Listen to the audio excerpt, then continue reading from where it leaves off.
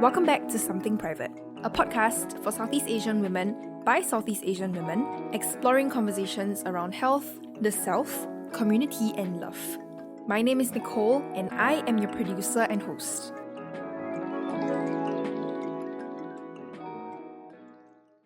Hi guys. Hi Nicole. Welcome to another episode of the Nic Kim column. It is a special episode today. As you can tell, usually it's just the two of us. Yes. We have a special guest to share another perspective that we have rarely heard on this show. And that is the male perspective. I think that it's good for us to kind of not only talk about the experiences of a 20-something-year-old female in Southeast Asia going through it, but also to kind of explore what our peers go through. Our counterparts. That's right. So, hi Kristian, thanks for joining us on the show today. Yeah, hi, my name is Kristian. I do work related to diversity and inclusion. That's my full-time job, and then on the side I also help with facilitating dialogues on gender. Most recently I facilitated some community discussions with Aware. Cool. Very cool, very cool. As with all Nic Kim episodes, we usually sit down to debate about what's the most pressing or prevalent issue that I guess our society is talking about or people our age are talking about. And I think the recent one that we have spotlighted is the whole idea of reviewing NS, the debate around reviewing NS, right? Especially after the Aware director. I mean, I think it is something that comes up every couple of years because after all, NS has been around for 50 over years, right? I also feel when you talk about masculinity or gender equality, everyone's what about NS? It's true, but I think the other incident that I guess brought this whole debate into the spotlight again is the issue of the Muslim religious teachers being sexualized on an online forum and platform, right? So I think it throws into the spotlight this whole topic of toxic masculinity and what exactly that means. So yeah, I think we can maybe do a brief recap of the incident. Yeah, so Corinna Lim, who is the executive director of Aware, recently put out 3 lectures, and one of her proposals was that we review national service to see how we can ensure that it's not a space where toxic masculinity can breed and fester. And so I think the idea was that you broaden the definition of national service and also then include all genders into national service. I think her argument was this would allow toxic masculinity to be nip in the bud almost. And I think that kind of caused some issues, and I think a lot of people kind of took offense with that. But that's the issue of NS. There were a lot of factions to, or aspects to the argument, right? They were the issue is not toxic masculinity, or some people were NS should include women, and then they were no, the problem is that NS is a institution that already has a lot of issues, marginalizes different aspects of the community, has racism and stuff like that also, right? So including women into it doesn't read out toxic masculinity, right? So I'm wondering, what are your thoughts? I mean, I've had some friends who've had a very, very good experience in their national service, and obviously on the other hand have also had a terrible experience, regretted 2 years, kind of wonder why they had to do it, but obviously it's the law, so they can't escape it. But I think it actually, I mean, as with many, many activities that you do when you are, of a certain of a younger age, it's very, very easy to kind of lead to groupthink, to, a bit of peer pressure. That's true. So I think, I know quite a number of friends who allowed themselves, try out many, many different things, but it's also because it was in the pressure of a group setting. So things like clubbing, things like drinking, things like smoking, but to the negative points. So I do think you can all enjoy all these activities at your leisure, but I do think after a certain point it becomes negative to your kind of personal development. But you're saying that if you removed NS from the equation simply because young people will flock together and then young people will want to be adventurous and try things, right? Even if NS wasn't in the equation, they still might face certain pressures and for sure. These things, right? These things. For sure. I mean, obviously it's not a simple debate, right? I guess for me with national service and with thinking back to national service, or rather why I guess I can understand, or why I also believe that national service really maybe is something we seriously need to re-examine, right? I mean, just even the whole premise of national service should be re-examined. But I think for me, why I feel so strongly about it is because I guess in your example, the people that you've kind of like outlined or highlighted, I guess people who seem to be able to look back at these things kind of like fondly, or know like, okay, I did some of these things, but now I understand my relationship with it. You're not necessarily kind of like talking about the people who were like bullied, who were like, harassed, who had a terrible time in national service, because I think they probably would look back at national service and not necessarily be like, yeah, that was the thing that happened to me, but now I'm like, processing it, right? Which is very different. And I think we need to like acknowledge that, yeah, a lot of people have like a really, really, really bad time for various reasons, right? Like, I mean, like what Nicole said about how like, yeah, there are just different things that come into this institution, not just like misogyny or toxic masculinity, but like racism, homophobia, transphobia, all those things, right? Yeah, so I think then it becomes a much bigger question. Yeah. Question. So how was your NS experience? Yeah. How was my NS experience? No, I mean, I think for me, I mean, I acknowledge that I think my NS experience was one that was primarily pretty okay, because I think I hold on to, maybe like quite a bit of privilege, right? I, was like PES A, so I was quite fit, right? Very active. So I fit the mold of what a good like recruit or whatever should look like, which meant that then largely I had a decent time, right? The people who got bullied, the people who got harassed were people who don't necessarily fit this mold. So, maybe people who have like neurological differences, or who are not, physically as adept to exercise and things like that. Those are the people who got bullied repeatedly, who got harassed repeatedly, right? So yeah, that's something that I try and hold on now, knowing that, just because my NS experience is okay, doesn't necessarily mean that that's the same for everyone. You shared previously that you are of the view that NS should be abolished. So yeah, I do think that, every time we talk about like national service with respect to like gender or whatever, it's always interesting to me that we always talk about like what NS can look like as opposed to NS existing in the first place. And yeah, I think kind of actually the both of you kind of alluded to it, that like I think to me NS is inherently a place with a lot of like toxic behaviors, but also just like toxic institutions that like I think really harm people, right? Not just misogyny, but like racism. Like I think it's quite known, right, that there's kind of like a racial hierarchy with where you go in terms of like SAF, police, civil defense, and things like that, right? On top of that, I guess I have like specific views of like just kind of like military at large and whether or not conscription is something that is still needed in 2021. My personal opinion is that we've kind of like outgrown this narrative that we're like a vulnerable state that always needs people to like defend it.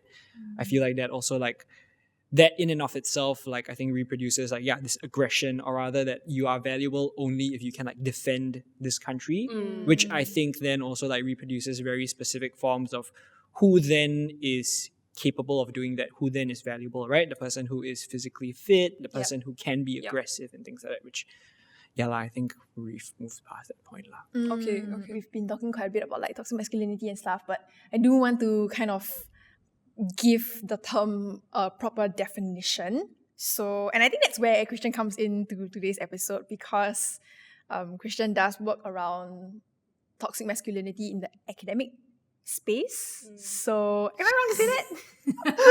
I mean, if you can like consider like what I did in uni. He's done academic research on this matter. He has, much more than any of us. So, I mean, the broad definition in general, I guess online, is toxic masculinity refers to toughness, anti-femininity, and power, like upholding those three aspects, and that's what defines like men, right? But I think the idea of like toxic comes into play when the people around, or like the people living around these individuals get harmed, or even themselves get harmed. Yeah, I just want to, I guess, kind of build off what you said about your definition. And I think it's important that we kind of really understand the term toxic masculinity and the definition of it, because I think a lot of people think that masculinity in and of itself is toxic, or that men are toxic, or that there are like toxic traits, which I think is not necessarily like the right way to think about it, right? Because I don't think characteristics or how you behave inherently are toxic, right? There isn't necessarily like this thing is inherently toxic, this thing's inherently like good or healthy or whatever. Toxic masculinity refers to the unfair expectations that are put on what masculinity should look like. And that pressure to kind of attain these unrealistic standards is what then breeds these toxic ways of behaving, right? I guess, for example, the expectation that men need to always dominate or to always be on top, whether it's socially or like in the workspace or even like sexually and things like that, right? Then breeds or then generates, misogyny, sexual violence, or for example, that men shouldn't necessarily be emotional. The pressure to conform to that means that you don't understand your emotions, you don't you develop the vocabulary to talk about your emotions. It means that you never also emotionally relate to the people around you, to your other male friends. You don't have those in-depth conversations, right? So that is kind of what toxic masculinity refers to. And I think that's important to note, because I think a lot of people always jump straight away to being like, are you saying men are toxic? Or are you saying that masculinity in and of itself is toxic? Which is not necessarily true. Hopefully, with what I said, the definition then allows us also to kind of take a step back and think about, okay, actually, what are the things in our society that are allowing these expectations to keep continuously being produced, right? I think that kind of widens the conversation then about society at large, as opposed to just specific men. I'm curious because I think you are exactly right. The point on that it is not men who are toxic or who uphold toxic masculinity, and it's not masculinity in and of itself, but we all kind of do it. So I'm wondering for you guys, at what point did you realize that hey, this is not great? I think especially for Kristian, I think it takes a lot of reflection and some level of self-awareness to be this is problematic. Let's evaluate, break it down, and then write a whole thesis paper on toxic masculinity. So that's really interesting. Gender, to some extent, has been something that I have been thinking about. Throughout my life to some extent. Obviously, when I was younger, I couldn't really talk about it. But I mean, I grew up in a single parent home, so my mom raised me.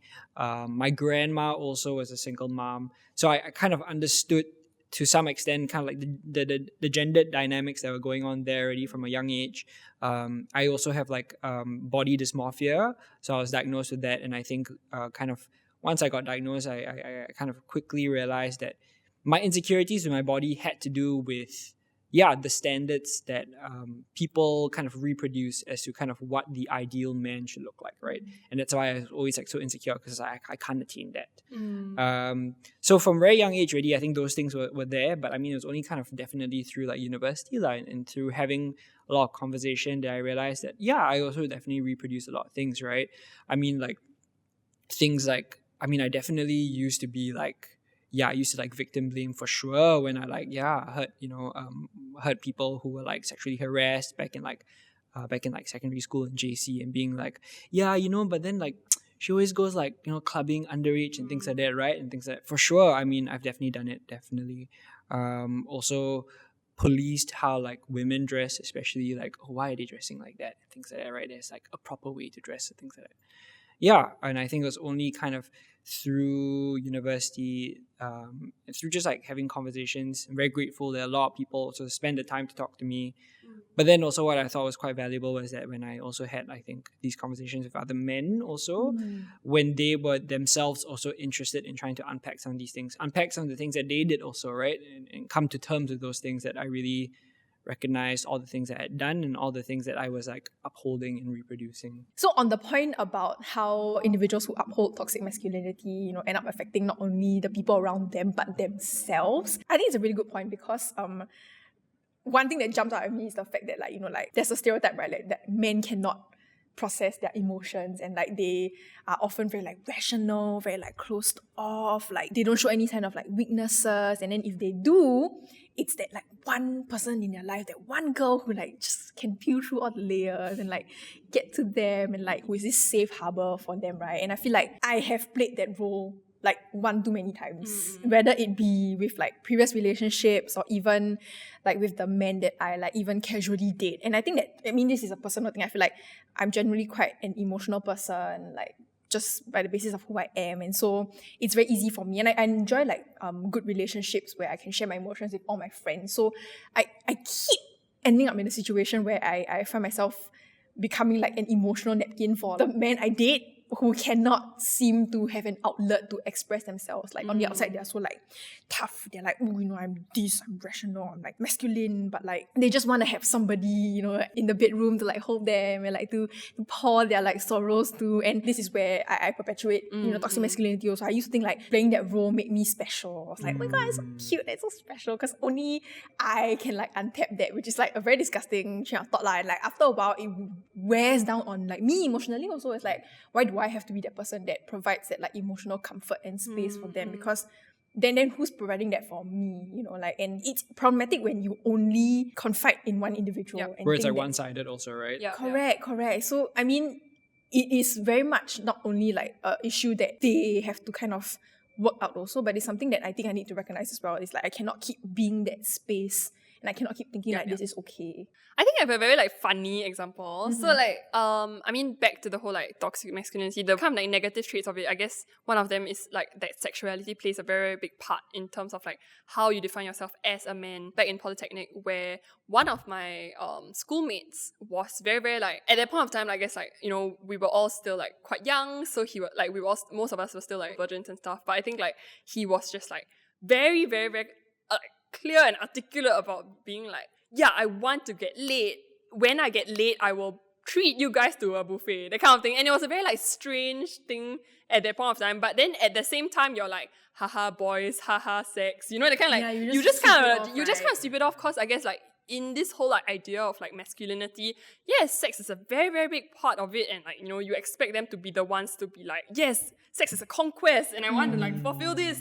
But then like now looking back, you're just like, and you treated people to a buffet for this? Honestly? Yeah, just like, Who was winning in this I know, situation? like, I wish that I was part of the group that got treated, you know what I mean? Like, I could have gotten a free buffet of your stupid conquest, but you know what I mean? It's like, why is it seen as such a prize? Or like, you know, like when so much pressure is on the guys to like perform, especially like for these kinds of things, then it also creates a very bad space for them, because these kinds of things are all like a summation of like your experiences and things like that. You won't immediately be like good at these kinds of things. You know what I mean? It's really like not fair on the guys as well, because then like they're expected to be the dominant ones in the bedroom. They're expected to like immediately know what they're doing, that kind of thing. It brings me to think about like sexuality and like sexual experiences in the bedroom, right? I think a very big or like growing problem is like among young men is this whole idea of like performance anxiety. I think this is it's super interesting because of the nature of what I do. Like I talk about like sex with quite a lot of friends, right? And they sometimes tell me that like, you know, they feel very pressured to be the one that like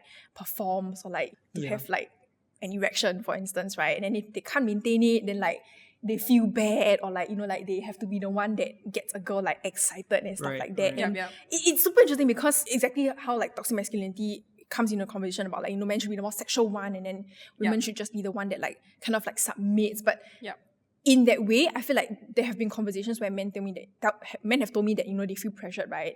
And then the partner, I guess because of a lack of conversation around like sex, they don't know how to necessarily respond in a way that helps both of them. So they will say things like, so are you not attracted to me? Like, are you not like feeling it? Like, how come your sex drive is not as high as mine? Like, you cannot match and stuff like that. And they also, I guess, like perpetuate toxic masculinity in that way. It's like that men should be the one that performs. Continue to expect these things. And it's difficult because like in that situation, I mean, I have definitely been in the place where I look at like my partner and be like, you know, is everything okay? You know, like nobody tells you that you should comfort them and be like, you know, it's fine. Like, yes, correct. You don't have to be 100% I mean, but I do all the think time. that on that point, it also takes a while to get to the level of comfort with another Where you can individual actually, that when you have can these communicate conversations. these things, because it is very sensitive. Because I think some guys may not be as comfortable with like, talking about it as well.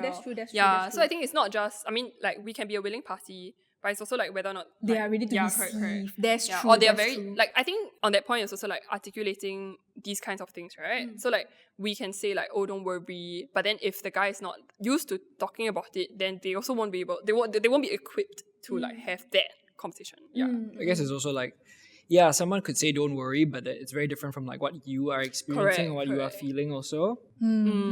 Super interesting. We're taking a short break. Something Private is a podcast produced under media publisher Our Grandfather's Story. Watch our new episodes every alternate Tuesdays on YouTube and listen to us on Spotify, Apple and Google Podcast every alternate Thursdays. New episodes will be published first on YouTube and we'll be publishing once every 2 weeks this season. We've also just launched our new website, so pay us a visit at somethingprivate.fm if you'd like to share your story with us or work with us. Otherwise, you can send us a message on Instagram at somethingprivatepod or email us at nicole@somethingprivate.fm. We're immensely grateful for all the support you guys have given us, and we really couldn't have come this far without you. If you'd like to keep supporting our work, become our Patreon at patreon.com/somethingprivatepod. That's patreon.com/somethingprivatepod. Now back to the episode. I came across this very interesting point also, like about the whole idea of like toxic masculinity, and like I think a lot of people, when they talk about like toxic masculinity, they kind of suddenly bring in the conversation of what about toxic femininity? You know, that's something that we have to consider as well, and it's true. And I think that basically I was watching this like TikTok. This person was saying that, and very rightfully so, it's like that, you know, people have been having conversations around toxic masculinity for a really long time, and like the academics and scholars have brought up that women can too perpetuate like toxic masculinity, but they don't call it that. Like there's other terms for it, like internalized misogyny, for instance. There's toxic masculinity for sure, right? Which affects everyone, in that there are just more broadly unfair expectations or these very rigid and very specific forms of expectations that we put on what masculinity should look like, right? And not only do like men uphold that, but women also then subscribe to that, right? And see that as valuable. Which is like you said, very problematic, right? Because not only do then I guess women internalize this idea of being like reticent or like passive, and not necessarily having agency, the men also themselves internalize this idea that they are the ones who should kind of always be kind of very like forward or not take no for an answer, right? Which then breeds this idea of like objectifying them and not seeing them as people who actually should have a choice. The example that I have is I had lunch the other day with my friends before all this like heightened alert thing, and I think it came to a topic of conversation of like nudes that were leaked. When things like these happen, it's always like very, very far away from you or like somebody that you don't really know personally. But the thing that was brought up was that the nudes that were leaked were of her classmate. And my first reaction was like, oh my God, have you told her? Because I was thinking in that situation, of course I would want to know. Then she said something along the lines of, no, why would she even allow her nudes to have been taken if she didn't want them out there? And I got really, really angry. And this is a friend that I've had for maybe like close to a decade. I was trying to explain the concept of like consent, because she may have consented to the videos being taken in a certain situation, but she obviously did not consent to like, you know, maybe this link, like this Google Drive link or whatever being sent out. And kind of like brings to mind, you know, the whole point that sometimes when women do share nudes or whatever, they are no longer seen as like people, they are seen as like objects. And I think that this kind of like toxicity does not just exist in like men. I think it also exists in women. So I think like women are also like taught to believe, or I guess like you mentioned, you know, like we ourselves also like, you know, kind of police what we wear in to certain extents. We'll be like, oh, if I wear this, will I be like subjected to certain things or whatever? But I think that point also leads to the whole like, you know, when you see other girls dressing in a certain way that you may not be comfortable with, then you also end up policing them. I think from my own experiences with how different genders can uphold these standards. Back in like university, I was working at like this like F&B place just like over summer, just like earn money. And yeah, I was like inappropriately groped quite a few times by one of like my colleagues. And so I was the only male in this like F&B place. was working with like, I think like 10 to 12 other women. And yeah, everyone kind of, it seemed like it was a deliberate thing where they were like waiting for me to like enter the kitchen after like kind of peak hours. And like everyone started laughing, and this person came and like was like started like groping me and started like grinding on me and things like that. And like everyone laughed. Yeah, I mean, I think in that moment I was just like incredibly shocked and just like what do I do, right? You know, I think people always kind of say that, yeah, you know, you should have said no, you should have said something, right? But really in that moment you're really like, you're just like dumbfounded. Yeah, and then this person who groped me then said, but you should like it, what? You know, you go to the gym, you look like that, or these kind of things you should like, what? Men like these things. And I mean, that is like one example of how all genders internalize these things, right? That men want sex or are always kind of like so sexually active that they desire kind of any form of like sexual activity all the time, right? So I think that's also like one quite real example of how all of us can internalize these things and don't even know it and perpetuate it for sure. Yeah. Thank you for sharing. Thank you for sharing. Yeah. A very interesting experience also, especially since like it was like a very unbalanced group of like like in terms of like the gender ratio, right? I guess at least for me and how I process that is that like, sure, I guess within that space I was like a minority, I suppose, in that I was number one, the only non-Chinese, but also the only male. But I mean, I guess I can hold on to that fact that within that space I was a minority, but also knowing that like, yeah, more broadly at large, I still as a male hold on to a lot of privileges in other spaces, right? And I cannot deny that, and that's definitely something that I still need to balance lah. That sure, within this space there was a very specific gender dynamic, but more largely just even now on a daily basis, it's not like I physically feel unsafe or whatever, right? Most of the time, that's not something I have to think about. And that in and of itself is a lot of privilege that I still hold on to and try to remind myself of. Yeah. So I want to round up this conversation by spotlighting a particular TikTok that I saw a couple of days ago by this creator who basically talked about how they wouldn't want to date a stereotypical Singaporean Chinese man.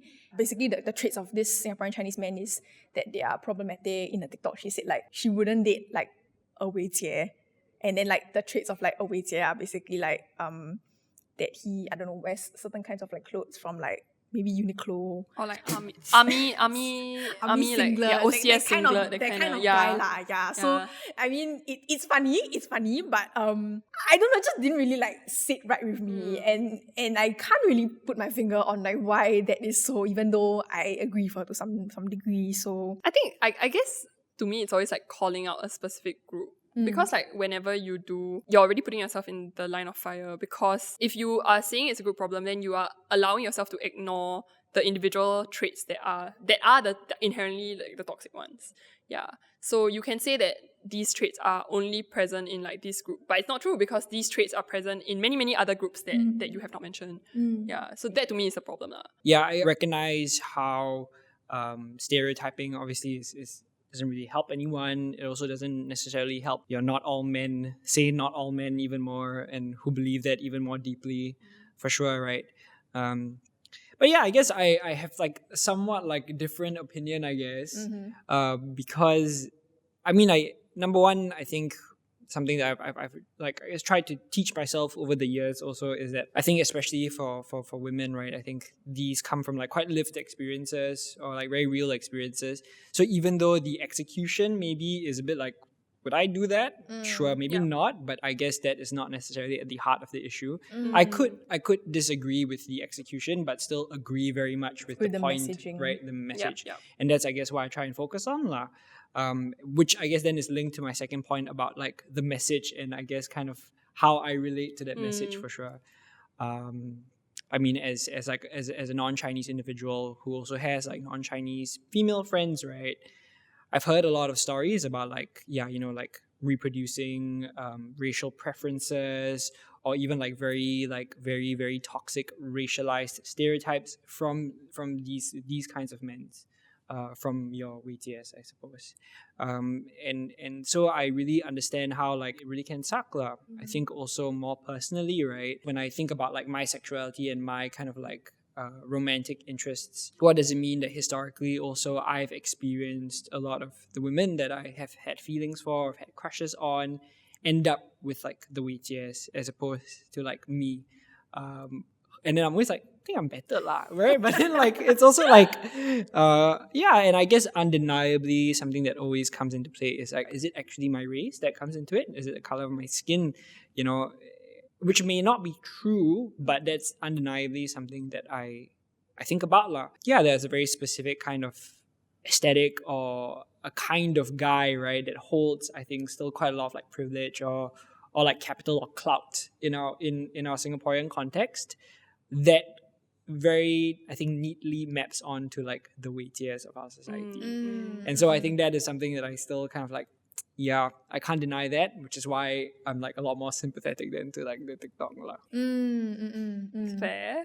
Thank you for articulating the discomfort. I think that was pinpoint because I feel like when I watched it, I was like, I mean, true, but also problematic to a degree. Yeah. On my very last note, I do want to address something that is, I guess, like very visually apparent in that I think one aspect of toxic masculinity is that like it's a rejection of like femininity. I guess you defy visually some of that norms, starting with the fingernails. And I kind of want to unpack that with you. Like, why are you so comfortable with, I think, like presenting yourself in this light? Right. Yeah, I mean, I guess at least in terms of like how I dress, I want to point out that it's also, I mean, it's not like I've dressed this way forever or whatever, right? I mean, like it's definitely been something that I've thought more about as I've grown up.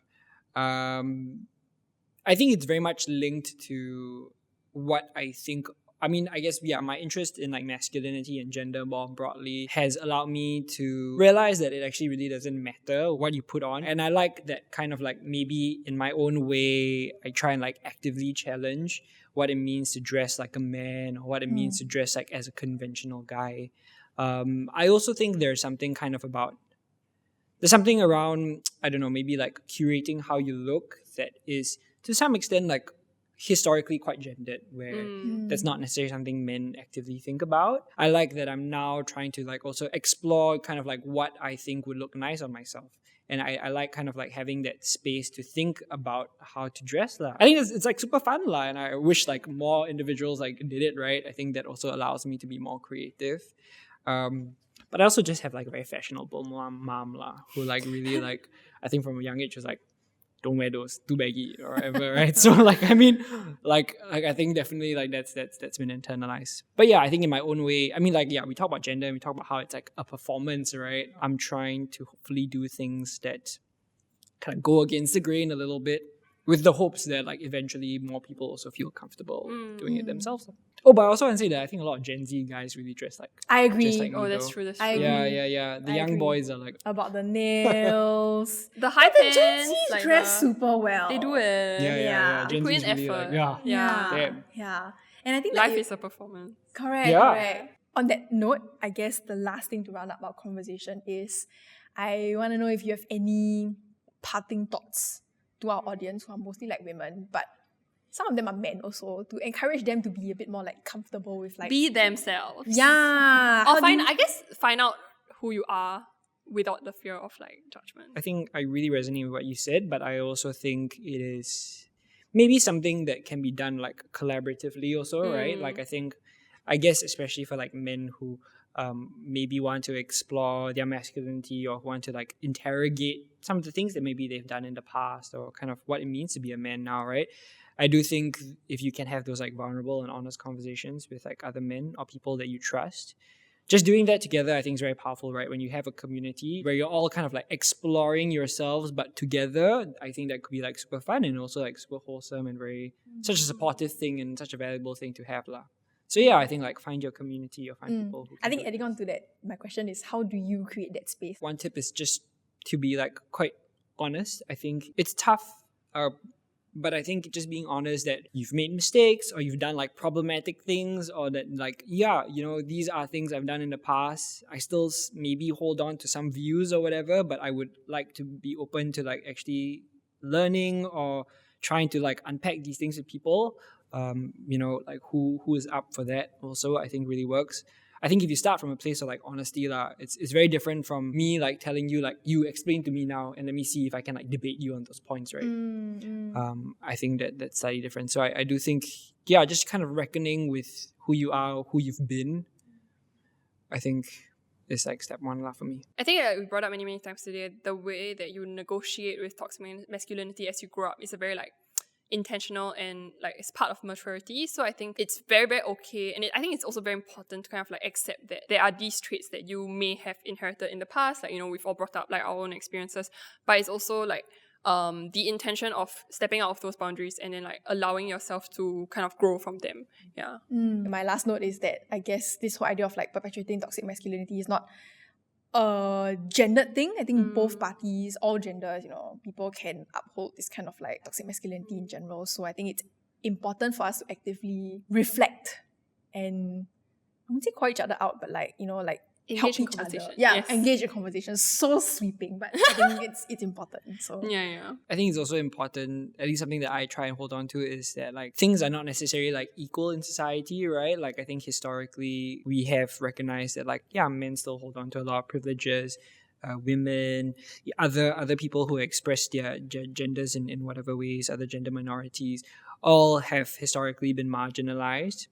So like I think it is important to also recognize that, as much as we want to change and recognize that we're all complicit in like toxic behaviors, in upholding toxic masculinity, it can be very different. I think the impact is very different when like, men perpetuate it because of history, because of like historical privileges. So that's still something to keep in mind, that it's important not to sometimes, I guess, draw false equivalencies and to recognize that like, these things all have different impact and still holding on to that, but still like actively challenging some of these things. Thanks a lot, Thanks for Kristian. coming down, Kristian. Thanks for having me.